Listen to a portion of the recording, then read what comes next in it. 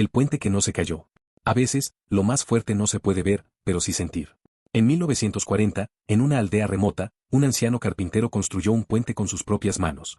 La gente decía que no duraría ni un invierno, pero año tras año, el puente aguantaba tormentas y el peso de cientos de personas. Una noche, una tormenta feroz amenazó con destruirlo. Sin embargo, al amanecer, el puente seguía en pie.